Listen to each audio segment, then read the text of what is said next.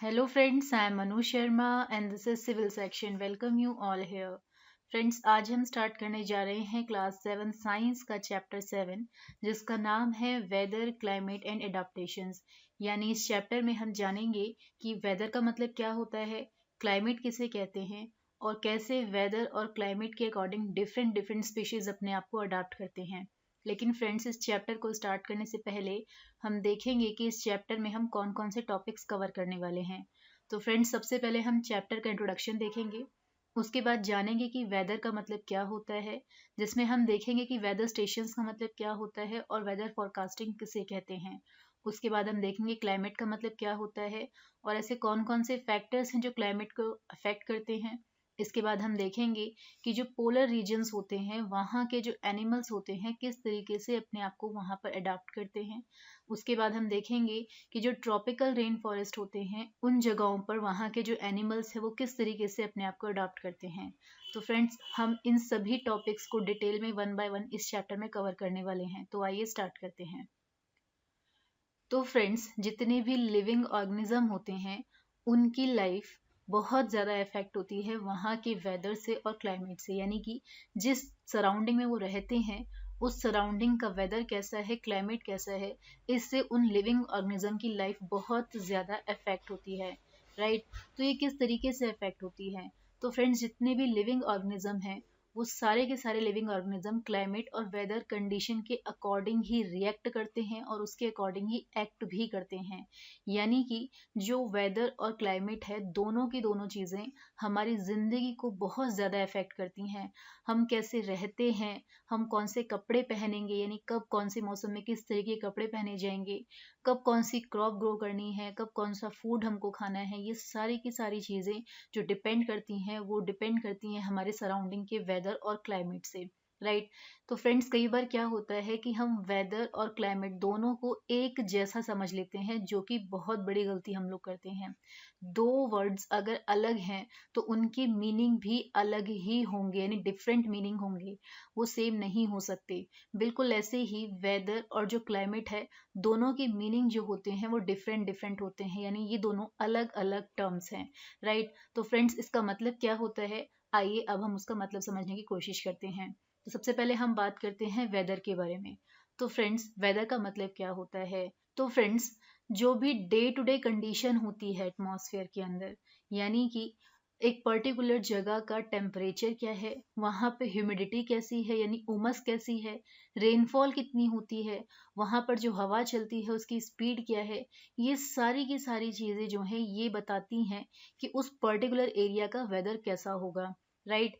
तो friends weather के different different elements होते हैं, temperature, humidity, rainfall, wind speed, ये सारी की सारी चीज़ें जो हैं ये क्या होते हैं, ये वेदर के एलिमेंट्स होते हैं और इसकी वजह से ही, इसकी हेल्प से ही हम बता पाते हैं कि उस पर्टिकुलर एरिया का जहाँ पर हम रह रहे हैं या कोई भी पर्टिकुलर एरिया जो होगा वहाँ का मौसम कैसा होगा। इसके अलावा फ्रेंड्स वेदर की एक खासियत ये होती है कि ये day to day, even R to R change होता है। कहने का मतलब ये है कि ये हर घंटे पर चेंज हो सकता है, ये पर डे के हिसाब से चेंज हो सकता है। मतलब अगर आज ठंड है, यानी आज अगर हमको ठंड महसूस हो रही है तो दूसरे दिन हमको गर्मी महसूस हो सकती है। राइट। ये तो हो गया पर डे के हिसाब से। लेकिन कई बार आपने देखा होगा कि अगर एक टाइम पर बारिश हो रही है यानी रेन हो रही है तो एक घंटे के बाद वहां पर सनलाइट निकली हुई होती है, यानी धूप निकली हुई होती है। तो ये चीज़ क्या है, ये भी एक वेदर की कंडीशन ही है। तो वेदर एक ऐसा फिनोमिना है जो डे टू डे और यहाँ तक कि आर टू आर चेंज होता है। राइट। तो फ्रेंड्स वेदर के मेन एलिमेंट्स कौन कौन से होते हैं? वेदर के मेन एलिमेंट्स होते हैं temperature, humidity, rainfall and wind. से भी क्वेश्चन पूछ लिया जाता है कि write all the main elements of weather. Right. तो आपको उस टाइम पर याद रखना है कि वेदर के जो मेन एलिमेंट होते हैं, यानी वेदर कैसा होगा किसी एरिया का, ये डिसाइड कौन से चीज़ें करती हैं, कौन से एलिमेंट्स करते हैं, वो है टेम्परेचर, ह्यूमिडिटी, रेनफॉल एंड वहाँ की विंड स्पीड। राइट। तो फ्रेंड्स आई होप आपको समझ आ गया होगा कि वेदर का मतलब क्या होता है। अब हम बात करते हैं वेदर स्टेशंस के बारे में कि वेदर स्टेशंस का मतलब क्या होता है। तो फ्रेंड्स, इंडिया के अंदर several hundred weather observing stations हैं, यानी कि ऐसी जगहें हैं, ऐसे स्टेशंस हैं जो वेदर को ऑब्जर्व करते हैं, यानी किस एरिया का जो वेदर है वो कैसा रहेगा, इस चीज को देखते हैं, ऑब्जर्व करते हैं बहुत सारे स्टेशंस। ये जो स्टेशंस होते हैं ये क्या काम करते हैं, रेगुलरली उस पर्टिकुलर एरिया का जो वेदर है उसको रिकॉर्ड करते हैं, राइट। कि हर घंटे पे या हर मिनट पे या हर 4 घंटे में या एवरी डे उस पर्टिकुलर एरिया का वेदर कैसा है, मौसम कैसा है।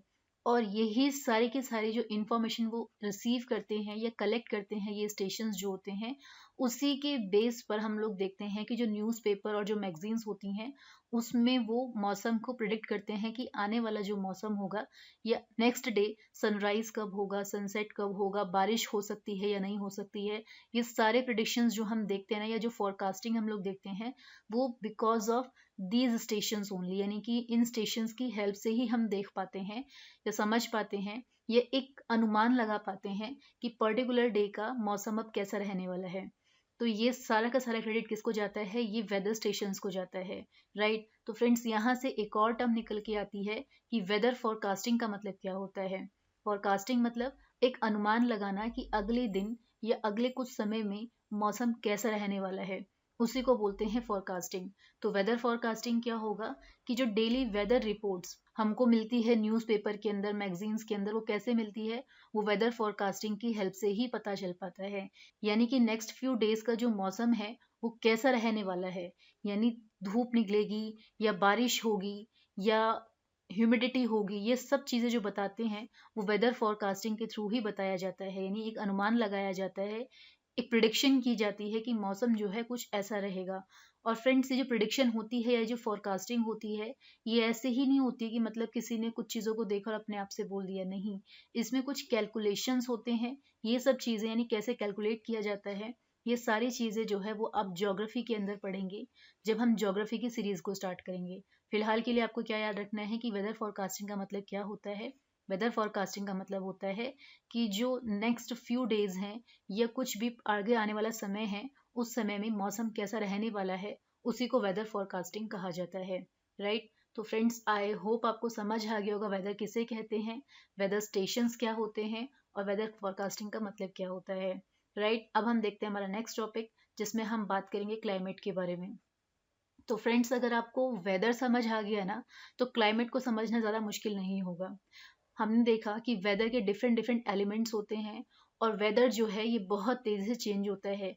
ये डे टू डे भी चेंज हो सकता है, ये आर टू आर भी चेंज हो सकता है, राइट। तो फ्रेंड्स, जब ऐसे ही डाटा को, यानी कि जो वेदर स्टेशंस होते हैं, वो जितना भी डाटा रिकॉर्ड करते हैं उसका एक एवरेज निकाला जाता है, यानी कि लगभग 25 साल या 20 साल के आसपास तक का पूरा एवरेज देखा जाता है कि एक पर्टिकुलर एरिया में मौसम कैसा रहा है, सबसे ज़्यादा मौसम किस टाइप का रहा है। फॉर एग्जाम्पल, अगर राजस्थान है तो राजस्थान को हम बोलते हैं कि ये एरिया हॉट एरिया है, यानी गर्म एरिया है। तो इसका अंदाज़ा हमें कैसा लगा, तो इसका अंदाज़ा ऐसे लगता है कि लगभग 20 से 25 सालों के रिकॉर्ड को उठाया जाता है, यानी जितना भी रिकॉर्ड किया जाता है डाटा वेदर स्टेशन के थ्रू, उसको उठाया जाता है और उसमें देखा जाता है कि ज़्यादातर, यानी साल के ज़्यादातर हिस्से में कैसा मौसम रहा है। वहाँ पर ठंड रही है, वहाँ पर गर्मी रही है, वहाँ पर रेन ज़्यादा हुआ है। ये सारी की सारी चीज़ें देखी जाती हैं और उसके बेस पर एक एवरेज निकाला जाता है और फिर क्लाइमेट डिसाइड होता है उस एरिया का, राइट। तो हम कह सकते हैं कि एक एवरेज वेदर पैटर्न जो एक लंबे टाइम तक के लिए उस पर्टिकुलर एरिया में प्रिवेलिंग रहा है, उसी को हम लोग क्लाइमेट कहते हैं। फॉर एग्जाम्पल, थार डेजर्ट का क्लाइमेट हॉट क्लाइमेट कहा जाता है, यानी कि वहाँ का क्लाइमेट जो है वो गर्म है। तो वो कैसे पता चला, वो पता चलता है बहुत सारे सालों के, यानी ईयर्स के डाटा को उठाने के बाद में, और उसका एक एवरेज निकाला जाता है और देखा जाता है कि वहाँ पर साल के ज़्यादातर हिस्से में कैसा मौसम रहा है, कैसा वेदर रहा है। उसी बेस पे डिसाइड होता है कि जो थार डेजर्ट रहा है वहाँ पर साल के ज़्यादातर हिस्से में गर्मी रही है, इसीलिए वहाँ का क्लाइमेट जो है वो हॉट क्लाइमेट होता है, राइट। ऐसे ही अगर हम एक और एग्जाम्पल देखें, हम देखते हैं एक हिल स्टेशन का एग्जाम्पल जो कि है मनाली। तो हम बोलते हैं मनाली का जो क्लाइमेट है वो कोल्ड क्लाइमेट है। तो ये किस बेसिस पे कहा जाता है कि जो बहुत सारे ईयर्स के जो डाटा होते हैं उनका एवरेज निकाला जाता है और देखा जाता है कि साल के यानी ईयर के ज़्यादातर हिस्से में वहाँ पर ठंडी कंडीशन रही है, यानी बहुत ज़्यादा कोल्ड कंडीशंस वहाँ पे रही हैं। उसी बेस पे कहा जाता है कि मनाली का जो क्लाइमेट होगा वो कोल्ड क्लाइमेट होगा, राइट। तो फ्रेंड्स, आई होप आपको ये दोनों टर्म यानी कि वेदर और क्लाइमेट में क्या डिफरेंस है बहुत अच्छे से क्लियर हो गया होगा। अब हम देखते हैं हमारा नेक्स्ट टॉपिक, जिसमें हम बात करेंगे कि ऐसे कौन कौन से फैक्टर्स हैं जो क्लाइमेट को अफेक्ट करते हैं, यानी वो कौन कौन सी चीज़ें हैं जो किसी भी एरिया की क्लाइमेट को अफेक्ट करती हैं। तो फ्रेंड्स, ये मोस्ट इम्पॉर्टेंट क्वेश्चन है, एग्जाम में बहुत ज़्यादा पूछा जाता है, राइट। तो पहला फैक्टर जो है वो है लैटिट्यूड। तो फ्रेंड्स, अगर आपने ज्योग्राफी को अच्छे से पढ़ा होगा तो आप बेहतर तरीके से जानते होंगे कि लैटिट्यूड का मतलब क्या होता है। लेकिन अगर किसी ने ज्योग्राफी नहीं पढ़ी है, यानी 6th और 7th की ज्योग्राफी को नहीं पढ़ा है, तो शायद आप नहीं समझ पाएंगे कि लैटिट्यूड किसे कहते हैं। तो यहाँ पे हम थोड़ा सा ओवरव्यू देखते हैं लैटिट्यूड का कि ये होता क्या है। तो फ्रेंड्स, सपोज करिए हमारी जो अर्थ है उसकी शेप कैसी है, उसकी शेप है स्फेरिकल, यानी कि वो गोल शेप में है, राइट। परफेक्ट गोल नहीं है। कैसी होती है उसको हम ज्योग्राफी में ही अच्छे से डिस्कस करेंगे। फिलहाल के लिए आप याद रखें कि सपोज करिए ये हमारी अर्थ है, राइट। तो अर्थ के ऊपर कुछ इमेजिनरी लाइंस खींची गई हैं सहूलियत के लिए, ये जानने के लिए कि कौन से पर्टिकुलर एरिया में कैसा टेम्परेचर रहने वाला है, या बहुत सारी चीज़ों को जानने के लिए कुछ इमेजिनरी लाइंस खींची गई हैं। तो वो जो इमेजिनरी लाइंस होती हैं उनको लैटिट्यूड्स या लॉन्गिट्यूड्स कहा जाता है। लेकिन क्योंकि हम लैटिट्यूड्स के बारे में पढ़ रहे हैं तो पहले हम वही चीज़ देखते हैं। तो सबसे बड़ी जो इमेजिनरी लाइन होती है जो हमारी अर्थ को दो हेमीस्फीयर्स में डिवाइड करती है उसको हम बोलते हैं इक्वेटर, राइट। इसके बाद में जो नेक्स्ट इमेजिनरी लाइन है वो है ट्रॉपिक ऑफ कैंसर और ट्रॉपिक ऑफ कैप्रिकॉर्न, राइट। उसके अलावा जो नेक्स्ट लाइन होती है वो होता है आर्कटिक सर्कल और नीचे होता है एंटार्क्टिक सर्कल। और फिर इस एरिया में यानी ये जो एरिया होता है यहाँ पे होता है, यानी ऊपर तो होगा नॉर्थ पोल और नीचे होगा साउथ पोल। तो ये जो इमेजिनरी लाइंस हैं इन्हीं को लैटिट्यूड्स कहा जाता है। तो फ्रेंड्स, जैसे कि हमने भी देखा कि अर्थ की शेप कैसी है, अर्थ की शेप है स्फेरिकल, राइट। और स्फेरिकल शेप की वजह से ही जो डिफरेंट डिफरेंट जगहें हैं, प्लेस हैं, वहाँ का क्लाइमेट भी डिफरेंट डिफरेंट होता है। अब ये कैसे पता चलता है कि किस एरिया में ज़्यादा गर्मी होगी या किस एरिया में ज़्यादा ठंड होगी। तो फ्रेंड्स, लैटिट्यूड इसमें बहुत ही इंपॉर्टेंट रोल प्ले करते हैं। तो फ्रेंड्स, अगर आप ध्यान से देखेंगे कभी या ज्योग्राफी को आपने बहुत अच्छे से पढ़ा होगा तो जो हमारी अर्थ है उसकी शेप स्फेरिकल है, राइट। और इसमें एक सबसे बड़ी लाइन जो है जो लैटिट्यूड के अंदर है, जो हमारे अर्थ को दो हेमिस्फीयर में डिवाइड करती है, वो है इक्वेटर, राइट। और जो सन होता है, सन की जो लाइट होती है वो डायरेक्टली यहाँ पर पड़ती है 90 डिग्री के एंगल पर। और क्योंकि यहाँ पे कम दूरी तय करनी पड़ती है इन सनरेज को, तो यहाँ पे जो इक्वेटर वाला जो एरिया होता है या इसके आसपास का एरिया होता है, यहाँ पे ज़्यादा गर्मी होती है, यहाँ का क्लाइमेट ज़्यादातर हॉट होता है, राइट। लेकिन जो ये वाले एरियाज होते हैं यानी कि जो पोलर एरियाज होते हैं जो कि 90 डिग्री पर होते हैं, यानी कि इक्वेटर जो है वो 0 डिग्री लैटिट्यूड कहा जाता है और जो पोलर एरियाज हैं उनको 90 डिग्री लैटिट्यूड कहा जाता है। तो जो 90 डिग्री लैटिट्यूड्स होते हैं ना, यहाँ पर जो सनरे पड़ती है वो स्लैंटिंग होती है, राइट। यानी कि यहाँ पर तिरछी किरणें पड़ती हैं इन जगहों पे। ये जो पोलर एरियाज होते हैं ना, इन जगहों पे क्या होता है, तिरछी सनलाइट पड़ती है। और क्योंकि यहाँ पे सनलाइट जो है उसको डिस्टेंस बहुत ज़्यादा कवर करना पड़ता है, और इसके अलावा ये जितनी भी रेज होती हैं ये डिस्पर्स जाती हैं, पूरा फैल जाती हैं। तो इन जगहों पे यानी जो नॉर्थ पोल और साउथ पोल वाला एरिया है, इन जगहों पे बहुत ज़्यादा हीट नहीं पहुंच पाती है। इसीलिए ये जो एरिया होते हैं ये ठंडे होते हैं, ये कोल्ड क्लाइमेट यहाँ का माना जाता है, राइट। तो हमने अभी क्या देखा कि जहाँ पर सनलाइट जो है वो डायरेक्ट पड़ेगी या 90 डिग्री का एंगल बनाएगी, उन जगहों पे ज़्यादा गर्मी होगी, और जहाँ पर स्लैंटिंग पड़ेंगी सनरेज उन जगहों पे ज़्यादा ठंड होगी, राइट। तो यही चीज़ है जो किसी भी एरिया के क्लाइमेट को अफेक्ट करती है। तो मेन इंपॉर्टेंट चीज़ क्या हो गई, तो सबसे इंपॉर्टेंट चीज़ क्या हो गई, वो हो गए लैटिट्यूड्स, राइट। तो फ्रेंड्स, लैटिट्यूड की वजह से क्या होता है, कुछ एरियाज में ज़्यादा गर्मी होती है और कुछ एरियाज में ज़्यादा ठंड पड़ती है। इसके अलावा जो नेक्स्ट फैक्टर है वो है डिस्टेंस फ्रॉम द सी, यानी कि सी से दूरी कितनी है एक पर्टिकुलर एरिया की, ये भी डिसाइड करता है कि वहाँ का जो क्लाइमेट है वो कैसा होगा, राइट। तो फ्रेंड्स, जो कोस्टल एरिया होते हैं, कोस्टल एरिया का मतलब होता है वो एरिया जो समुद्र के आसपास वाले एरिया होते हैं, सी के आसपास वाले एरिया होते हैं, उसको कोस्टल एरिया कहते हैं। जैसे कि इंडिया का जो नीचे वाला पार्ट है उसको बोलते हैं पेनिनसुलर रीजन, राइट। और ये 3 साइड से पानी से कवर्ड है। तो ये जो एरियाज होंगे ना, इनको कोस्टल एरिया कहा जाएगा। तो जो कोस्टल एरिया होते हैं ना, ये ठंडे होते हैं, लेकिन जो इनलैंड एरियाज होते हैं, यानी जिसके आसपास पूरा जमीन होता है, वो वाले एरिया ज़्यादा गर्म होते हैं।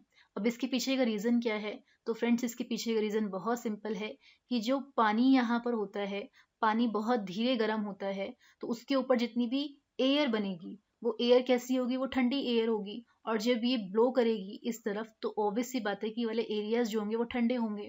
लेकिन जो ज़मीन वाला एरिया होता है, यानी जहाँ पर लैंड ज़्यादा होती है, और क्योंकि हम जानते हैं कि लैंड जल्दी गर्म होती है इन कंपैरिजन टू वाटर, तो वहाँ पर कैसी एयर बनेंगी? वहाँ पर वार्म एयर बनेंगी, यानी कि वहाँ पे गर्म हवाएं बनेंगी। और जब गर्म हवाएं चलती हैं तो ऑब्वियस सी बात है वहाँ पर क्या होगा? वहाँ पर गर्मी ज्यादा होगी, वहां पर क्लाइमेट कैसा होगा? हॉट क्लाइमेट होगा, राइट। तो डिस्टेंस फ्रॉम द सी, यानी सी से किसी एरिया की दूरी कितनी है, ये भी डिसाइड करता है कि उस पर्टिकुलर एरिया का क्लाइमेट कैसा होगा। इसके अलावा फ्रेंड्स, जो कोस्टल एरियाज होते हैं वहाँ का क्लाइमेट ह्यूमिड भी बहुत ज़्यादा होता है, यानी कि नमी वाला बहुत ज़्यादा होता है, उमस वाला वो एरिया होता है। अब क्यों ऐसा होता है? क्योंकि आसपास क्या है? वाटर है इन जगहों पे, यानी पेनिनसुलर वाला जो एरिया है यहाँ पर क्या है? वाटर है। और यहाँ से जो एयर उठेंगी वो ठंडी तो होंगी ही, लेकिन उनमें मॉइस्चर भी बहुत ज़्यादा होगा, क्योंकि पानी से बनी है ना, पानी के ऊपर से वो हवाएं जो हैं वो उठ रही हैं, तो वो क्या करेंगी? वो हवाएं मॉइस्चर को भी तो कैप्चर करेंगी ना। और क्योंकि मॉइस्चर लेकर ये हवाएं चलती हैं, तो ये वाले एरियाज जो होते हैं ये बहुत ज़्यादा ह्यूमिड भी होते हैं, यानी कि उमस वाले भी होते हैं, यहाँ पर नमी बहुत ज़्यादा होती है, राइट। और जितने भी इनलैंड एरियाज होते हैं वो ज़्यादातर ड्राई होते हैं और हॉट होते हैं, क्योंकि वहाँ तक पहुँचते पहुँचते ये जो एयर होती हैं ये अपने मॉइस्चर को लूज कर देती हैं इनलैंड एरियाज तक पहुँचते पहुँचते, और वो वाले एरियाज जो होते हैं ज़्यादा ड्राई हो जाते हैं और ज़्यादा गर्म हो जाते हैं, राइट। तो फ्रेंड्स, आई होप आपको समझ आ गया होगा कि जो सी से डिस्टेंस होता है किसी भी एरिया का, वो भी एक बहुत बड़ा फैक्टर है किसी भी एरिया के क्लाइमेट को डिसाइड करने में। अब हम देखते हैं हमारा नेक्स्ट फैक्टर, जिसमें हम बात करेंगे डायरेक्शन ऑफ विंड्स की। तो फ्रेंड्स, जो विंड्स के डायरेक्शन होते हैं ये भी डिसाइड करते हैं कि किसी भी एरिया का जो क्लाइमेट है वो कैसा रहने वाला है, राइट। तो फ्रेंड्स, जैसे कि अगर हवाएं यानी कि विंड जो होती हैं वो ड्राई इनलैंड एरिया से निकलेंगी, यानी कि हॉट और ड्राई इनलैंड एरिया होगा वहां से निकलेंगी, तो ऑब्वियस सी बात है वो कैसी हवाएं होंगी? वो गर्म हवाएं होंगी, और जिस तरफ जाएंगी वहां पर गर्मी ही करेंगी, वहाँ के क्लाइमेट को हॉट ही बनाएंगी। तो इसका एग्जाम्पल है राजस्थान डेजर्ट। तो राजस्थान डेजर्ट से जो हवाएं निकलेंगी, विंड ब्लो करेंगी, वो हॉट और ड्राई होंगी, और इसकी वजह से उस पर्टिकुलर एरिया में कैसा टेम्परेचर होगा? ड्राई होगा और वार्म टेम्परेचर होगा, राइट। इसके अलावा फ्रेंड्स, अगर विंड जो है वो ठंडे एरिया से निकलती हैं, जैसे कि हिमालयाज से, तो हिमालयज हम जानते हैं बहुत ज़्यादा ठंड होती है, तो वहाँ से जो हवाएं निकलेंगी वो बहुत ज़्यादा कोल्ड और बहुत ज़्यादा ड्राई होंगी, क्योंकि हिमालयस में पानी तो होता नहीं है, और वहाँ पे क्योंकि पानी है नहीं तो एयर के अंदर मॉइस्चर भी नहीं होगा, और मॉइस्चर नहीं होगा तो वो कैसी एयर होगी? वो ड्राई एयर होगी, और क्योंकि ठंडे एरिया से वो हवाएं बनी हैं तो ठंडी भी होंगी, राइट। तो कोल्ड और ड्राई एयर यहाँ से चलती हैं, और इसीलिए इसके आसपास वाले जितने भी एरिया होते हैं वो सारे के सारे एरिया जो होते हैं वो कूल होते हैं, बहुत ज़्यादा ठंडे होते हैं, राइट। तो फ्रेंड्स, आई होप आपको ये चीज़ भी समझ आ गई होगी कि विंड से डायरेक्शन भी कैसे डिसाइड करते हैं किसी एक पर्टिकुलर एरिया के क्लाइमेट को। इसके बाद नेक्स्ट फैक्टर है वो है ऑल्टीट्यूड। तो फ्रेंड्स, ऑल्टीट्यूड मतलब एक तरीके से हाइट। तो किसी भी प्लेस की जो हाइट है सी से कितनी अबव है, यानी सी लेवल से कोई भी प्लेस कितनी ऊंचाई पर है, ये चीज़ भी डिसाइड करती है किसी एरिया के क्लाइमेट को, राइट। तो फ्रेंड्स, जो प्लेन एरियाज होते हैं ना, जैसे कि जो यूपी बिहार वाला सारे के सारे एरिया है ये प्लेन्स के अंदर काउंट किए जाते हैं। तो जो प्लेन एरिया होते हैं ये ज़्यादा गर्म होते हैं in comparison to hilly areas, क्योंकि हिली एरियाज जो होते हैं वो ज़्यादा हाइट पर होते हैं, ज़्यादा डिस्टेंस पर होते हैं, राइट। अब ऐसा क्यों होता है कि प्लेन एरिया ज़्यादा गर्म होते हैं और जो हिली एरिया होते हैं वो ज़्यादा ठंडे होते हैं? तो फ्रेंड्स, प्लेन एरिया जो होते हैं ना, वहाँ की जो एयर होती है वो थिक होती है, और थिक होती है इसीलिए ज़्यादा हीट को एब्जॉर्ब कर पाती है, रिटेन कर पाती है। और जितनी ज़्यादा हीट को वो एब्जॉर्ब करेगी, रिटेन करेगी, तो ऑब्वियसली वहाँ का जो क्लाइमेट होगा वो वार्म ही होगा, राइट। और अगर हम लोग हिली एरिया की बात करें, तो जो हिली एरिया होते हैं या जो ऊंचाई पर एरियाज होते हैं या प्लेस होते हैं, वहाँ की एयर थिन होती है, यानी बहुत ज़्यादा पतली होती है। और क्योंकि वो थिन होती है, तो उसके अंदर वो कैपेसिटी नहीं होती है कि वो ज़्यादा हीट को रिटेन कर सके या एब्जॉर्ब कर सके। और क्योंकि वो ज़्यादा हीट को एब्जॉर्ब नहीं कर पाती है, रिटेन करके नहीं रख पाती है, इसीलिए जो माउंटेन वाले एरियाज होते हैं वो ज़्यादा ठंडे होते हैं, राइट। अब फ्रेंड्स, नेक्स्ट फैक्टर है वो है ह्यूमिडिटी। तो ह्यूमिडिटी किस तरीके से डिसाइड करती है किसी भी एरिया के क्लाइमेट को? तो फ्रेंड्स, एटमॉस्फेयर में कितनी वाटर वेपर मौजूद है, ये चीज़ डिसाइड करती है कि उस पर्टिकुलर एरिया की ह्यूमिडिटी कैसी होगी, वहाँ पर नमी कितनी होगी, राइट। तो फ्रेंड्स, जो ड्राई एरियाज होते हैं वहाँ पर ह्यूमिडिटी कम होती है, और जो ऐसे एरियाज जो सी के पास में हैं या जो कोस्टल एरियाज हैं, वहाँ पर ह्यूमिडिटी बहुत ज़्यादा होती है, क्योंकि वो सबके सब जगहें जो हैं वो सी के पास में हैं, और वहाँ पे आराम से वहाँ की जो एयर होती हैं उनमें मॉइस्चर को रिटेन करने की कैपेसिटी होती है। इसीलिए जो ऐसे एरियाज जो ड्राई होते हैं वहाँ पर ह्यूमिडिटी कम होती है, और जो कोस्टल एरियाज होते हैं वहाँ पर ह्यूमिडिटी ज़्यादा होती है, राइट। तो फ्रेंड्स, आई होप आपको ये सारे डिफरेंट डिफरेंट फैक्टर्स जो हैं वो समझ आ गए होंगे। इसके अलावा फ्रेंड्स, हम कुछ और फैक्टर्स को देखते हैं जो क्लाइमेट को बहुत ज़्यादा अफेक्ट करते हैं। तो जिसमें एक बहुत ही इंपॉर्टेंट फैक्टर है वो है ओशन करंट। तो फ्रेंड्स, दो टाइप के ओशन करंट होते हैं। एक होते हैं वार्म ओशन करंट, और एक होते हैं कोल्ड ओशन करंट, राइट। और जैसे कि नाम से ही पता चल रहा है कि जो वार्म ओशन करंट होते होंगे ये गर्म होते होंगे, राइट। और जो कोल्ड ओशन करंट होते हैं वो ठंडे होते होंगे। अब जब वार्म ओशन करंट्स गर्म हैं, तो ऑब्वियस सी बात है कि इनके ऊपर जो हवाएं बनेंगी, जो एयर बनेगी या जो विंड बनेंगी, वो कैसी होंगी, वो भी वार्म ही होंगी। और जब ये जो वार्म एयर हैं ये यहाँ से निकलेंगी और किसी एरिया में पहुंचेंगी, तो वहाँ का क्लाइमेट कैसा हो जाएगा? वहाँ का क्लाइमेट वार्म हो जाएगा।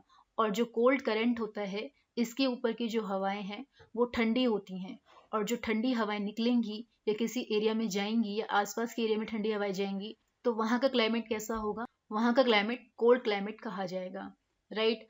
इसके अलावा फ्रेंड्स, ह्यूमन एक्टिविटीज़ भी बहुत ज़्यादा अफेक्ट करती हैं किसी भी एरिया के क्लाइमेट को। कैसे? तो फ्रेंड्स, डिफॉरेस्टेशन जो हम करते हैं ना, डिफॉरेस्टेशन का मतलब होता है लार्ज स्केल पर फॉरेस्ट की कटिंग करना या फॉरेस्ट को काट देना, उसी को बोलते हैं डिफॉरेस्टेशन।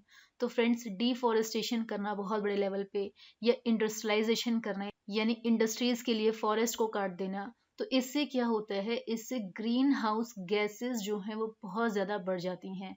अब फ्रेंड्स, आपके दिमाग में एक क्वेश्चन आ रहा होगा कि ग्रीन हाउस गैसेस कौन सी गैसेस होती हैं? तो फ्रेंड्स, ऐसे गैसेस जिसमें water vapour, carbon dioxide, methane, nitrous oxide, ozone, hydrofluorocarbon, ये सारी के सारी जो गैसेस होती हैं इनको ग्रीन हाउस गैसेस में काउंट किया जाता है। ये गैसेस क्या काम करती हैं? तो फ्रेंड्स, जितनी भी गैसेस होती हैं ये हीट को एब्जॉर्ब करने का काम करती हैं, जिससे हमारी अर्थ का जो टेम्परेचर है वो मेंटेन रहता है, राइट। तो फ्रेंड्स, अर्थ ही एक ऐसा प्लेनेट है जहाँ पर जो टेम्परेचर है वो बैलेंस्ड है, यानी रहने लायक है, तभी हम लोग यहाँ पर सर्वाइव कर पाते हैं। और ये कैसे पॉसिबल हो पाता है? कि because of this green house gases only, यानी कि जितनी भी ग्रीन हाउस गैसेज हैं इनकी वजह से ही ये पॉसिबल हो पाता है। क्योंकि ये क्या काम करती हैं? जो सनरेज होती हैं जब वो हमारी अर्थ पर पड़ती हैं, तो उसकी हीट को ये एब्जॉर्ब कर लेती हैं, राइट, और कुछ पार्ट को रिफ्लेक्ट कर देती हैं। तो इससे क्या होता है कि हमारी अर्थ का जो टेम्परेचर है वो बैलेंस रहता है, वो मेंटेन रहता है। लेकिन अगर ये जो गैसेज हैं ये बहुत ज़्यादा मात्रा में बढ़ जाएंगी, तो क्या होगा? जब ये बहुत ज़्यादा बढ़ जाएंगी तो बहुत ज़्यादा हीट को एब्जॉर्ब करेंगी, और जब बहुत ज़्यादा हीट को एब्जॉर्ब करेंगी तो अर्थ कैसी हो जाएगी? अर्थ हमारी वार्म हो जाएगी। और क्योंकि हमारी अर्थ कैसी है? ग्लोब शेप में है, यानी कि गोल है, तो इसी को हम लोग बोलते हैं ग्लोबल वार्मिंग। यानी जब अर्थ बहुत ज़्यादा वार्म हो जाती है तो उसको ग्लोबल वार्मिंग कहा जाता है। और फ्रेंड्स, ग्लोबल वार्मिंग से बहुत ज़्यादा क्लाइमेट जो है वो अफेक्ट होता है। कई बार फ्लड आ जाते हैं, कई बार सूखा पड़ जाता है, कहीं बारिश नहीं होती है, कहीं पे कोई प्रॉब्लम हो जाती है। तो ये सारी की सारी चीज़ें हो पाती हैं बिकॉज ऑफ ग्लोबल वार्मिंग। और ये सारी चीज़ें क्यों होती हैं, सारी प्रॉब्लम्स क्यों आती हैं? ये प्रॉब्लम्स इसीलिए आती हैं क्योंकि ग्लोबल वार्मिंग बहुत ज़्यादा बढ़ चुका होता है, राइट। तो फ्रेंड्स, ग्लोबल वार्मिंग एक बहुत ही कंसर्न का मैटर भी है। बड़े क्लासेस में इसको और डिटेल में हम लोग रीड करेंगे। फिलहाल के लिए आप सिर्फ इतना याद रखें कि जो ह्यूमन एक्टिविटीज़ हैं ये भी बहुत ज़्यादा इफेक्ट करती हैं किसी भी एरिया के क्लाइमेट को, राइट। तो फ्रेंड्स, आई होप आपको समझ आ गया होगा कि डिफरेंट डिफरेंट जो फैक्टर्स हैं जो किसी भी एरिया के क्लाइमेट को अफेक्ट करते हैं वो कौन कौन से होते हैं, राइट। अब हम बढ़ते हमारे नेक्स्ट टॉपिक की तरफ, जिसमें हम बात करेंगे adaptation of animals in polar regions. तो फ्रेंड्स, जो पोलर रीजन्स होते हैं उन जगहों पर वहाँ के जो एनिमल्स हैं किस तरीके से अपने आप को अडॉप्ट करते हैं। तो फ्रेंड्स, ये चीज़ को स्टार्ट करने से पहले समझना पड़ेगा कि पोलर रीजन्स क्या होते हैं। जैसे कि अभी हमने कुछ देर पहले देखा था कि जो हमारी अर्थ है उसकी शेप कैसी होती है, उसकी शेप होती है स्फेरिकल, राइट। जिसमें कुछ इमेजिनरी लाइंस बनी होती हैं जिनको लैटिट्यूड और लॉन्गिट्यूड कहा जाता है। लेकिन यहाँ पर कुछ एरियाज हमने देखे थे कि जहाँ पे बहुत ज़्यादा ठंड पड़ती है, वो होते हैं पोलर एरियाज। तो एक होता है नॉर्थ पोल और एक होता है हमारा साउथ पोल, राइट। नॉर्थ वाला जो हिस्सा है उसको नॉर्थ पोल में काउंट करेंगे और ये वाला जो हिस्सा है इसको हम साउथ पोल में काउंट करेंगे। तो फ्रेंड्स, ये जितने भी एरियाज हैं, नॉर्थ पोल और साउथ पोल वाले एरियाज हैं, ये बहुत ज़्यादा ठंडे होते हैं, बहुत ज़्यादा नहीं, एक्सट्रीमली कोल्ड होते हैं। तो जो नॉर्थ वाला पोलर रीजन होता है उसको आर्कटिक रीजन कहा जाता है और जो साउथ पोल वाला एरिया होता है या रीजन होता है उसको एंटार्क्टिक रीजन कहा जाता है। तो फ्रेंड्स, हम दोनों ही एग्जाम्पल देखेंगे कि जो आर्कटिक रीजन की एनिमल हैं वो किस तरीके से खुद को अडाप्ट करते हैं और जो एंटार्क्टिक रीजन की एनिमल्स हैं वो किस तरीके से खुद को अडाप्ट करते हैं, राइट। इसके अलावा फ्रेंड्स, ये जो एरियाज हैं नॉर्थ पोल और जो साउथ पोल हैं, यहाँ पर 6 मंथ नाइट रहती है और 6 मंथ यहाँ पर डे रहता है। और ये क्यों होता है? क्योंकि जो सनलाइट होती है वो यहाँ पर स्लैंटिंग होती है। तो जिस एरिया में वो सनलाइट नहीं पहुंच पाती है उस एरिया में क्या होगा, उस एरिया में नाइट होगी, और जहां पर पहुंच पाती है उस एरिया में डे होगा। और ये ड्यूरेशन कितनी होती है? ये 6 मंथ की होती है, यानी 6 मंथ नाइट रहती है और 6 मंथ डे रहता है, राइट। और कई बार यहाँ पर सर्दियों में टेम्परेचर -37 डिग्री सेल्सियस से भी नीचे चला जाता है। तो आप समझ सकते हैं कि कितना ज़्यादा यहाँ का क्लाइमेट जो होगा वो ठंडा होगा, कितनी ज़्यादा यहाँ पर बर्फ जमी होगी, राइट। यहाँ पर नॉर्मल ह्यूमन बींग सर्वाइव नहीं कर सकते। इसके अलावा फ्रेंड्स, इन एरियाज में कुछ एनिमल्स हम पढ़ने वाले हैं। वो एनिमल कौन कौन से हैं? तो फ्रेंड्स, इन एरियाज में यानी जो पोलर रीजन है यहाँ पर कुछ एनिमल्स रहते हैं जैसे पोलर बियर और पेंगुइन। और ये पोलर बियर और पेंगुइन्स किस तरीके से खुद को अडाप्ट करते हैं इन एरियाज में, आइए अब हम वो देखते हैं। तो फ्रेंड्स, पहले हम बात करते हैं पोलर बियर की। तो पोलर बियर किस तरीके से खुद को अडाप्ट करता है? तो फ्रेंड्स, पोलर बियर जो होते हैं ये नॉर्मली आर्कटिक रीजन में पाए जाते हैं, यानी कि जो नॉर्थ पोल वाला एरिया है वहां पर ये पाए जाते हैं। ये जितना भी आर्कटिक रीजन होता है ना, ये हर टाइम स्नो से कवर्ड रहता है, यानी कि बर्फ से घिरा हुआ रहता है। और जो पोलर बियर होते हैं वो यहाँ पर किस तरीके से अडाप्ट करेंगे खुद को? तो फ्रेंड्स, जो पोलर बियर होते हैं ना, उनकी बॉडी के ऊपर थिक लेयर होती है वाइट फर की। आपने देखा होगा पोलर बियर वाइट कलर में होता है, या जो ऑफ वाइट कलर रहता है, कुछ ऐसा उसका कलर रहता है। तो जो वाइट फर होते हैं ना, उसके नीचे या वो जो वाइट फर है उसमें एक मोटी सी लेयर होती है, थिक लेयर होती है, और उस लेयर के नीचे बहुत सारा फैट होता है और यही फैट उनको गर्म रखने का काम करता है। इसके अलावा फ्रेंड्स, जो पोलर बियर का वाइट कलर होता है ये इनको इनके शिकारी से भी बचाता है, क्योंकि ये इजीली क्या होते हैं, बर्फ में मर्ज हो जाते हैं। तो इनको कोई देख नहीं पाते, इनके शिकारी देख नहीं पाते और ये अपने आप को सेव कर पाते हैं। इसके अलावा ये उसमें मर्ज हो जाते हैं तो अपने शिकार को भी आराम से पकड़ सकते हैं, राइट। तो इनका वाइट कलर भी इनको बहुत ज़्यादा हेल्प करता है। इसके अलावा फ्रेंड्स, जो इनके पंजे होते हैं, जो इनके क्लॉज होते हैं, वो काफ़ी ज़्यादा शॉर्ट होते हैं और स्टॉकी क्लॉज होते हैं, जो कि इनको हेल्प करते हैं अपने प्रे को यानी कि अपने शिकार को पकड़ने में, उसको हंट करने में, राइट। अब ये जो हंटिंग करते हैं ना, ये लैंड और वाटर दोनों जगह पर करते हैं, क्योंकि इनके क्लॉज कुछ ऐसे होते हैं जो ये वाटर में आराम से स्विम भी कर पाते हैं। तो ये वाटर के अंदर भी अपने शिकार को पकड़ पाते हैं, हंट कर पाते हैं, यानी जो बर्फ होती है वहां पर भी इजीली चल पाते हैं और अपने शिकार को पकड़ पाते हैं।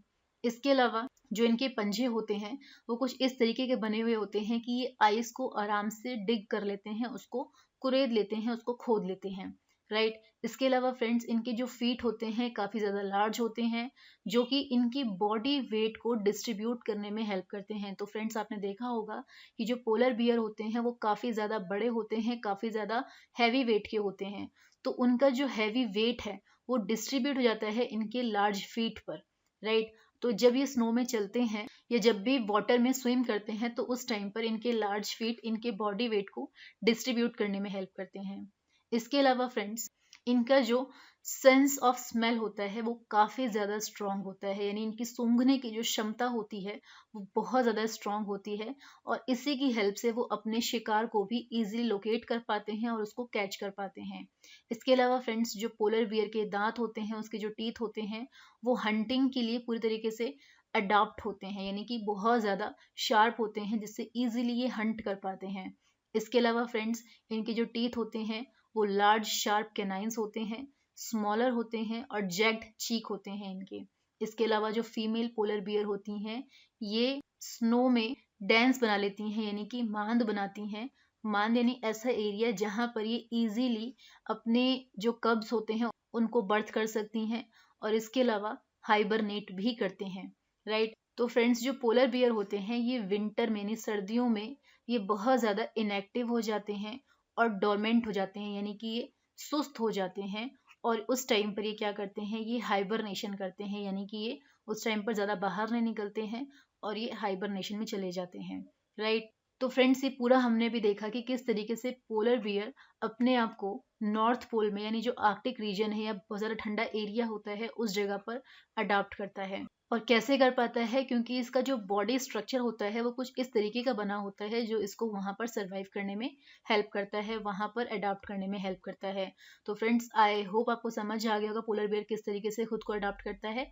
अब हम देखते हैं पेंगुइन्स के बारे में कि जो पेंगुइन्स होते हैं वो किस तरीके से अपने आप को अडाप्ट करते हैं बहुत ही ठंडे क्लाइमेट में। तो फ्रेंड्स, पेंगुइन जो है ये एंटार्क्टिक रीजन में पाए जाते हैं, यानी कि जो साउथ पोल वाला एरिया होता है ना, लाइक ये अगर अर्थ है तो यहाँ पे होता है नॉर्थ पोल और नीचे की तरफ होता है साउथ पोल। तो साउथ पोल वाला जो एरिया है इसको एंटार्क्टिक रीजन कहा जाता है, और यहीं पर पेंगुइन जो है वो ज़्यादा पाए जाते हैं, राइट। तो फ्रेंड्स, पेंगुइन एक तरीके का बर्ड है जो उड़ नहीं पाता, यानी उसके विंग्स तो होते हैं लेकिन उसके बॉडी वेट की वजह से वो उड़ नहीं पाता, और ये एक एक्वेटिक बर्ड है, यानी पानी में रहने वाला जीव है। इसके अलावा फ्रेंड्स, जो पेंगुइन होते हैं इनका फ्रंट पार्ट तो कैसा होता है, वाइट कलर का होता है, और जो इनका बैकग्राउंड होता है यानी उनका जो बैक होता है वो ब्लैक होता है। इसके अलावा जो इनका वाइट कलर है ये स्नो में इजीली इनको मर्ज करने में भी हेल्प करता है, यानी कि अगर ये उल्टे लेट जाएं तो स्नो में इजीली मर्ज हो जाते हैं, तो इनके जो शिकारी होते हैं वो इनको देख नहीं पाते हैं, और इसके अलावा जो ये अपना शिकार है उसको इजीली कैप्चर कर पाते हैं, उसको इजीली हंट कर पाते हैं, राइट। इसके अलावा फ्रेंड्स, इनकी स्किन जो होती है काफ़ी ज़्यादा थिक होती है, सॉफ्ट होती है, और इनके जो फेदर होते हैं यानी इनकी जो बॉडी के ऊपर हेयर होते हैं वो काफ़ी ज़्यादा स्मूथ होते हैं। इसके अलावा इनकी बॉडी में बहुत सारा फैट होता है, और यही फैट उनको हेल्प करता है ठंड से बचने में, यानी ये जो फैट है उनकी बॉडी को वार्म रखता है, राइट। इसके अलावा फ्रेंड्स, पेंगुइन्स जो होते हैं ज़्यादातर ग्रुप्स में रहते हैं, यानी ग्रुप में इकट्ठे रहते हैं, और ऐसा इसलिए करते हैं ताकि ये खुद को गर्म रख सकें, और इसके अलावा अगर ये ग्रुप में रहेंगे तो अपने एनिमी से आराम से फाइट कर पाएंगे, अपने जो इनके शिकारी हैं या जो दुश्मन हैं उनसे इजीली ये लड़ पाएंगे। इसीलिए जो पेंगुइन्स होते हैं ज़्यादातर ग्रुप में ही मूव करते हैं। इसके अलावा फ्रेंड्स, जो मेल पेंगुइन होता है वो एग को प्रोटेक्ट करता है, यानी कि जो एग होते हैं उनकी सुरक्षा करता है, और जो फीमेल पेंगुइन होती हैं वो सी में जाती हैं फूड ढूंढने के लिए या फूड को कलेक्ट करने के लिए।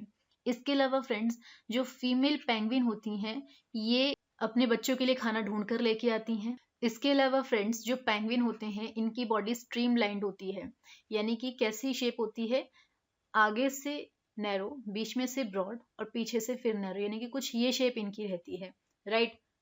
इसके अलावा इनके जो विंग्स होते हैं, इनके जो पंख होते हैं, ये काफ़ी ज़्यादा मॉडिफाइड होते हैं और ये इनको स्विमिंग करने में हेल्प करते हैं। यानी कि पेंगुइन्स जो हैं अपने विंग्स से उड़ नहीं पाते हैं, यानी फ्लाई नहीं कर पाते हैं, लेकिन अपने विंग्स की हेल्प से ये स्विमिंग कर पाते हैं और ये बहुत अच्छे तैराक होते हैं, बहुत अच्छे स्विमर होते हैं, राइट। इसके अलावा फ्रेंड्स, जब ये पेंगुइन्स लैंड पर चलते हैं तो चलने के लिए ये, यानी अपनी बॉडी को बैलेंस करने के लिए ये अपनी टेल और अपने विंग्स का यूज़ करते हैं। और ये कभी आप देखेंगे, अगर आपने कभी डिस्कवरी वगैरह पर देखा होगा तो आप ये समझ पाएंगे कि किस तरीके से ये चलते हैं। ये बिल्कुल सीधे चलते हैं, यानी अपने पैरों पर चलते हैं, यानी वॉक करते हुए चलते हैं। और इनकी बॉडी का बैलेंस कैसे मेंटेन रहता है? Because of their tales and wings. तो उनकी टेल और उनकी विंग्स की हेल्प से ही इनका जो बॉडी वेट रहता है वो बैलेंस रहता है और ये सीधे खड़े होकर चल पाते हैं। इसके अलावा फ्रेंड्स, पेंगुइन्स जो होते हैं ये पानी के अंदर लगभग 15 से 20 मिनट तक अपनी सांस को होल्ड कर सकते हैं, अपनी ब्रीथ को होल्ड कर सकते हैं।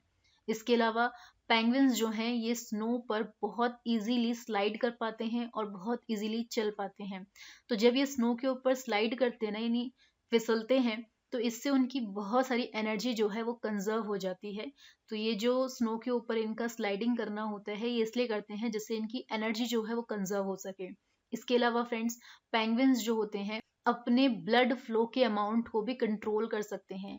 यानी कि अगर ये अपनी बॉडी के ब्लड फ्लो के अमाउंट को कंट्रोल कर लें कि बॉडी के अंदर ब्लड फ्लो जो है वो बहुत ज़्यादा तेज़ी से नहीं चलेगा, तो इससे क्या करते हैं, यानी इसको इनसे क्या हेल्प मिलती है? इससे इनकी बॉडी के अंदर जो हीट होती है ना वो लूज होने से बचती है। तो जब ये अपने ब्लड फ्लो के अमाउंट को कंट्रोल करते हैं, यानी ब्लड फ्लो को कंट्रोल करते हैं, तो इसकी हेल्प से वो अपनी बॉडी में से हीट को लूज करने से बचाते हैं। तो इससे इनकी बॉडी जो है वो गर्म रहती है। इसके अलावा फ्रेंड्स, पेंगुइन्स जो होते हैं इनका सेंस ऑफ हियरिंग जो होता है ये एवरेज होता है, जबकि जो अदर बर्ड्स होते हैं ना, यानी कोई भी बर्ड होगा तो उसकी जो सेंस ऑफ हियरिंग होगा, यानी सुनने की क्षमता जो होगी वो बहुत ज़्यादा स्ट्रांग होती है। लेकिन पेंगुइन्स की ये सुनने की क्षमता या सेंस ऑफ हियरिंग जो होता है ये एवरेज होता है। लेकिन इनका सेंस ऑफ विजन यानी देखने की शक्ति जो है वो बहुत ज़्यादा स्ट्रांग होती है। और स्पेशली अंडर वाटर यानी पानी के अंदर तो बहुत अच्छे से ये देख पाते हैं। और क्योंकि बहुत अच्छे से देख पाते हैं तो अपने प्रे को बहुत इजीली लोकेट कर पाते हैं, अपने शिकार को लोकेट कर पाते हैं और अपने प्रेडेटर्स यानी जो शिकारी होते हैं उनसे ये बच पाते हैं, राइट। तो फ्रेंड्स, इस तरीके से पेंगुइन्स जो हैं वो खुद को ठंडे एरियाज में अडॉप्ट करते हैं। तो फ्रेंड्स, आई होप आपको समझ आ गया होगा कि किस तरीके से पोलर बियर और किस तरीके से पेंगुइन जो है वो अपने आप को ठंडे एरियाज में अडॉप्ट करते हैं, राइट। अब हम देखते हैं हमारा नेक्स्ट टॉपिक, जिसमें हम बात करेंगे माइग्रेशन के बारे में कि माइग्रेशन का मतलब क्या होता है। तो फ्रेंड्स, क्या होता है कि जो पोलर रीजन के कुछ बर्ड्स होते हैं वो एक जगह से दूसरी जगह मूव करते हैं ठंड की वजह से, विंटर की वजह से, राइट। तो इसी प्रोसेस को बोलते हैं माइग्रेशन। तो फ्रेंड्स, इसमें क्या होता है कि जो बर्ड्स होते हैं वो क्या काम करते हैं, विंटर में अपने एरिया को छोड़कर किसी वार्म रीजन में जाते हैं, यानी कि जो जहाँ पर गर्म प्रदेश होते हैं या गर्म एरिया जहाँ पर होता है उन जगहों पर ये जाते हैं।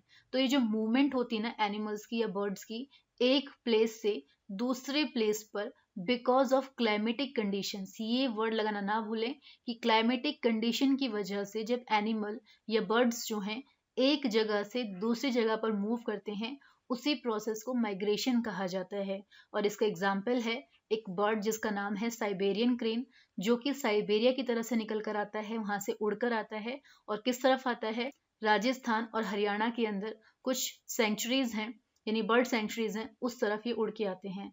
राजस्थान में कौन सी है, भरतपुर सेंचुरी, और हरियाणा में है सुल्तानपुर सेंचुरी। तो इन जगहों पर ये जो साइबेरियन क्रेन है ये सर्दियों में आता है और जब यहाँ का क्लाइमेट चेंज होने लगता है तो ये वापस लौट के अपने एरिया में चला जाता है। तो इसी मूवमेंट को क्या बोलते हैं, माइग्रेशन बोलते हैं, राइट। तो फ्रेंड्स, कई बार एग्जाम में इसके बारे में पूछा जाता है, यानी इसको डिफाइन करने के लिए एग्जाम में आ जाता है, राइट। तो फ्रेंड्स, आई होप आपको समझ आ गया होगा माइग्रेशन किसे कहते हैं। अब हम देखते हैं हमारा नेक्स्ट टॉपिक, जिसमें हम बात करेंगे कि जो रेन फॉरेस्ट होते हैं, यानी जो ट्रॉपिकल रेन फॉरेस्ट होते हैं, वहां पर एनिमल खुद को कैसे अडॉप्ट करते हैं। तो फ्रेंड्स, अब आपके दिमाग में एक क्वेश्चन आ रहा होगा कि ट्रॉपिकल रेन फॉरेस्ट का मतलब क्या है। तो फ्रेंड्स, अभी हमने कुछ देर पहले देखा था कि जो हमारी अर्थ होती है उसकी शेप होती है स्फेरिकल, यानी कि स्फेयर में वो शेप होती है। इस पे कुछ इमेजिनरी लाइंस होती हैं जिसमें हमने लैटिट्यूड्स के बारे में देखा था। अब लैटिट्यूड के अंदर क्या था, एक था यहाँ पर इक्वेटर जो कि 0 डिग्री पर था, राइट। इसके अलावा कुछ और लैटिट्यूड थे जिसमें ट्रॉपिक ऑफ कैंसर था और ट्रॉपिक ऑफ कैप्रिकॉर्न था। यानी कि ये जो है ये ट्रॉपिक ऑफ कैंसर है और ये वाली जो लाइन है यानी जो लैटिट्यूड है इसको ट्रॉपिक ऑफ कैप्रिकॉर्न कहा जाता है, ट्रॉपिक ऑफ कैप्रिकॉर्न। तो फ्रेंड्स ये जो एरिया है ट्रॉपिक ऑफ कैंसर से ट्रॉपिक ऑफ कैप्रिकॉर्न वाला, इस पूरे एरिया को ही ट्रॉपिकल एरिया कहा जाता है, राइट। तो इस ट्रॉपिकल एरिया के अंदर जो रेन फॉरेस्ट होते हैं, यानी जो बारिश की वजह से फॉरेस्ट जो है वो घने जंगल जो होते हैं उन्हीं को रेन फॉरेस्ट कहा जाता है। तो ट्रॉपिकल एरिया के जो रेन फॉरेस्ट हैं यहाँ पर जो एनिमल्स होते हैं वो किस तरीके से खुद को अडॉप्ट करते हैं, अब हमें वो चीज़ देखनी है। तो फ्रेंड्स जो क्लाइमेट होता है ना इन जगहों का, यानी जो ट्रॉपिकल रेन फॉरेस्ट है यहाँ का जो क्लाइमेट होता है नॉर्मली हॉट एंड ह्यूमिड होता है। इसके अलावा ज्यादातर साल के हिस्से में, यानी जो पूरा ईयर होता है उसके ज्यादातर हिस्से में इक्वल लेंथ में डे एंड नाइट्स होते हैं, यानी कि जितने बड़े दिन होंगे उतनी ही बड़ी रातें होंगी, राइट। और हमने देखा था कि जो पोलर एरियाज होते हैं वहां पर 6 महीने दिन और 6 महीने वहां पर रात रहती है, लेकिन ये जो ट्रॉपिकल रेन फॉरेस्ट होते हैं यहाँ पे ऐसा नहीं होता। यहाँ पर ज्यादातर पार्ट में इक्वल डे एंड नाइट्स होते हैं और इन एरियाज में बहुत ज्यादा बारिश होती है और बहुत ज्यादा बारिश होती है इसीलिए इन जगहों पे घने जंगल यानी डेंस फॉरेस्ट पाए जाते हैं, राइट। तो इंडिया के अंदर ट्रॉपिकल रेन फॉरेस्ट कहाँ कहाँ पाए जाते हैं, तो फ्रेंड्स इंडिया में वेस्टर्न घाट में, अरुणाचल प्रदेश में और आसाम के अंदर ट्रॉपिकल रेन फॉरेस्ट पाए जाते हैं। अब फ्रेंड्स आपके दिमाग में एक और क्वेश्चन आ रहा होगा कि वेस्टर्न घाट कौन से होते हैं, कहाँ पर होते हैं। अरुणाचल प्रदेश, असम तो फिर भी पता ही है क्योंकि ये हमारी कंट्री में स्टेट्स हैं, इंडिया के अंदर स्टेट्स हैं, तो इसको जानने में ज़्यादा मुश्किल नहीं होगी। लेकिन वेस्टर्न घाट्स कहाँ होते हैं, तो फ्रेंड्स जैसे कि हमने देखा था कि इंडिया का जो नीचे वाला पोर्शन है ये वाला एरिया, तो इसको बोलते हैं पेनिनसुलर एरिया, ठीक है। तो इस जगह पर ये वाला जो एरिया है यानी कि वेस्ट की तरफ जो पार्ट है नीचे की तरफ, यहाँ पर है वेस्टर्न घाट्स इस जगह पे। तो ये जो वेस्टर्न घाट्स हैं यहाँ पे रेन फॉरेस्ट बहुत ज़्यादा पाया जाता है। अब वेस्टर्न घाट्स क्या हैं इसको डिटेल में अगर समझना है तो फ्रेंड्स जब हम ज्योग्राफी की सीरीज स्टार्ट करेंगे उस टाइम पर आपको डिटेल में समझाएंगे कि वेस्टर्न घाट्स कहाँ हैं, यहाँ पे कौन कौन सी ऊंची चोटियां हैं, कौन से पहाड़ हैं, कौन से पासेस हैं, उन सभी को हम डिटेल में पढ़ेंगे, राइट। लेकिन फिलहाल के लिए आप याद रखें कि इंडिया के अंदर ट्रॉपिकल रेन फॉरेस्ट कहाँ कहाँ पाए जाते हैं, वो पाए जाते हैं वेस्टर्न घाट्स में, अरुणाचल प्रदेश में और असम में, राइट। इसके अलावा फ्रेंड्स अगर वर्ल्ड की बात की जाए तो वर्ल्ड में लार्जेस्ट ट्रॉपिकल रेन फॉरेस्ट जो है वो है अमेजोन बेसिन। और अमेजोन बेसिन कहाँ पर है, ये साउथ अमेरिका में है। तो फ्रेंड्स आप एक काम करेंगे कि आपके पास अगर एटलस है या वर्ल्ड मैप है तो उसमें आप साउथ अमेरिका को लोकेट करेंगे और साउथ अमेरिका के अंदर अमेजोन बेसिन कहाँ पड़ता है इसको लोकेट करेंगे।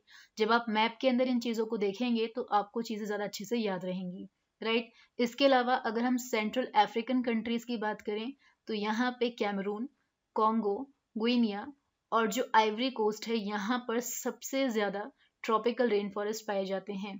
और अगर हम साउथ ईस्ट एशिया की बात करें तो इन जगहों पे म्यांमार, इंडोनेशिया और पापुआ ये जगह ऐसी हैं जहाँ पर ट्रॉपिकल रेन फॉरेस्ट बहुत ज़्यादा पाए जाते हैं। इसके अलावा क्योंकि फ्रेंड्स ये जो एरियाज होते हैं ये डेंस फॉरेस्ट वाले एरियाज होते हैं, घने जंगल यहाँ पे पाए जाते हैं, तो इसीलिए यहाँ पे प्लांट्स और एनिमल्स की वैरायटीज भी बहुत ज़्यादा पाई जाती हैं। बहुत सारे प्लांट्स और एनिमल्स यहाँ पे स्पीशीज पाई जाती हैं, राइट। तो ऐसे रेन फॉरेस्ट में किस किस टाइप के एनिमल पाए जाते हैं, तो फ्रेंड्स ऐसे रेन फॉरेस्ट के अंदर monkeys, apes, gorillas, lion, tiger, elephant, leopards, lizard, snake, birds, यानी बहुत सारी यहाँ पर एनिमल, बर्ड्स, प्लांट्स जो हैं उनकी स्पीशीज पाई जाती हैं, राइट। इसके अलावा फ्रेंड्स अब बात करते हैं इन एनिमल्स के अडाप्टेशन की, कि ये जो एनिमल्स होते हैं इन एरियाज में किस तरीके से खुद को अडाप्ट कर पाते हैं, यानी ट्रॉपिकल रेन फॉरेस्ट में कैसे खुद को अडाप्ट कर पाते हैं। तो फ्रेंड्स अगर हम मंकीज और एप्स की बात करें तो मंकीज और एप्स जो होते हैं ये नॉर्मली अपने आर्म्स, लेग्स का इस्तेमाल करते हैं और कई बार अपनी टेल का भी इस्तेमाल करते हैं एक ट्री से दूसरे ट्री पर स्विंग करने के लिए, यानी वो जमीन पे बिना उतरे वो कोशिश करते हैं कि वो एक ट्री से दूसरे ट्री पर आराम से मूव कर सकें। और इसके लिए वो अपने आर्म्स, लेग्स और टेल का इस्तेमाल करते हैं। इसके अलावा फ्रेंड्स एक होता है रेड आइड फ्रॉग, जो ज़्यादातर सेंट्रल अमेरिकन रेन फॉरेस्ट में पाया जाता है, और इसके जो क्लॉज होते हैं, पंजे जो होते हैं या पैड जो होते हैं, काफ़ी ज़्यादा स्टिकी होते हैं। और ये स्टिकी पैड जो होते हैं इसके पैरों के अंदर, यानी जो पैर बहुत ज़्यादा चिपचिपे होते हैं, वो इसको हेल्प कर पाते हैं ट्रीज के ऊपर इजीली क्लाइंब करने में, उसको चढ़ने में। इसके अलावा फ्रेंड्स ये जो एनिमल्स होते हैं ना इन जगहों पे, यानी ट्रॉपिकल एनिमल्स जो होते हैं, इनकी हियरिंग बहुत ज़्यादा सेंसिटिव होती है, इनकी शार्प आईसाइट होती है, थिक स्किन होती है, स्किन कलर कुछ ऐसा होता है जो सराउंडिंग्स में आराम से ब्लेंड हो जाता है, आराम से मिक्स हो जाता है। यानी कि अगर ग्रीन पत्ता है, ग्रीन लीफ है, तो कुछ एनिमल्स वहां पर ऐसे होंगे जो आराम से इसी में मर्ज हो जाएंगे और आप देख नहीं पाएंगे, समझ नहीं पाएंगे कि इसके ऊपर कोई एनिमल या कोई इंसेक्ट भी है। राइट, तो इस तरीके से इनकी स्किन का कलर होता है। तो हम यहाँ पर दो इंपॉर्टेंट एनिमल्स के बारे में बात करते हैं। पहले हम बात करते हैं एलिफेंट के बारे में, फिर हम बात करेंगे कैमोलियन के बारे में। तो फ्रेंड्स एलिफेंट अपने आप को इन एरियाज में किस तरीके से अडॉप्ट करता है।